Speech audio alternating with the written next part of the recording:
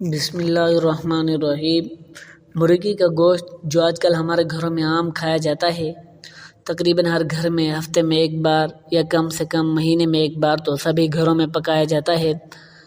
ہم جب بھی گوشت لاتے ہیں تو گوشت بنانے والے اس گوشت میں پوٹا بھی ڈال دیتا ہے، جسے ہم سال میں پکا کر عمومی طور پر کھا جاتے ہیں۔ لیکن کہیں نہ کہیں ہمارے ذہن میں یہ سوال ضرور ہوتا ہے، چونکہ پوٹے غلاظت ہوتی ہے تو کیا یہ حرام ہے یا حلال؟ کہیں یہ بھی انہی 7 اعضاء میں سے تو نہیں جنہیں ہمارے نبی کریم صلی اللہ علیہ وسلم نے حرام قرار دیا ہے؟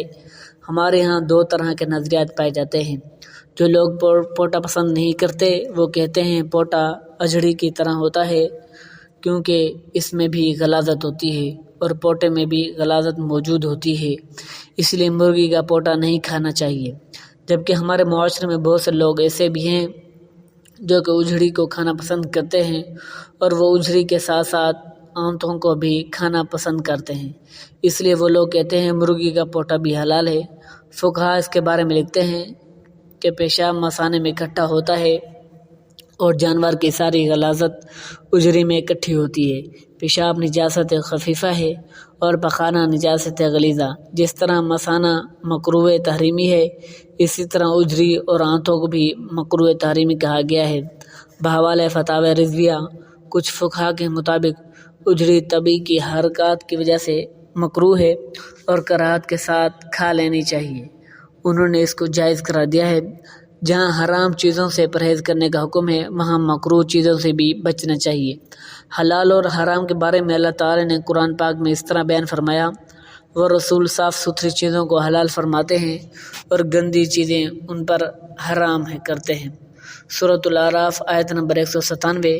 اس آیت کے حوالے سے نبی کریم صلی اللہ علیہ وسلم نے ارشاد فرمایا کہ چیزیں خباثت میں آتی ہیں اور ان کو حرام کیا جاتا ہے، اس لیے اس کو چاہیے کہ ہم کو حرام چیزوں سے بچنا چاہیے اور حلال چیزوں کو کھانا چاہیے۔ جو چیزیں خبیث ہیں ان کو حرام یا مکروہ کہا گیا ہے۔ ہم مسلمانوں کو حرام اور مکروہ چیزوں سے پرہیز کرنا چاہیے۔ مسلمانوں کو علم ہونا چاہیے، جب وہ حرام چیز کے ایک لقمے کو کھاتا ہے تو اللہ تعالیٰ اس کی 40 دن کی عبادت قبول نہیں فرماتا۔ اس لیے ہر مسلمان کے لیے ضروری ہے حرام اور حلال کے بارے میں فرق کر لے، کس طرح کا رزق حلال اور کس طرح کا رزق حرام ہے۔ ہم آپ کو 7 ایسی چیزوں کے بارے میں آگاہ کرتے ہیں جو حلال جانوروں میں پائی جاتی ہیں پر مکروہ تحریمی۔ وہ 7 چیزیں درج ذیل ہیں: بہتا ہوا خون، غدود، مثانہ، پتا، نرکی کے پیشاب کی جگہ، مادے کے پیشاب کی جگہ۔ کپورے ناظرین گرامی، اجڑی اور نجاست میں کوئی فرق نہیں ہوتا، اس میں کوئی جلی ٹائپ کی چیز نہیں ہوتی، اس لیے اجڑی کو کھانے سے منع فرمایا گیا ہے اور اس کے کھانے کو مکروہ تحریم کہا گیا ہے، یعنی گندگی براہ راست اجڑی پر ہوتی ہے، اس لیے اسے کھانے میں کراہت ہے۔ یعنی اجڑی کے متعلق 2 طرح کے مختلف فکر ہیں۔ ایک کے نزدیک اجڑی مکروہ تحریمی، یاد رہے مکروہ نہ وہ ناپسندیدہ چیزوں کو کہا جاتا ہے اور تحریم اس کو کہتے ہیں جو حرام کے نزدیک ہو، جبکہ دوسروں کے مطابق اس کو کراہت کے ساتھ کھایا جا سکتا ہے۔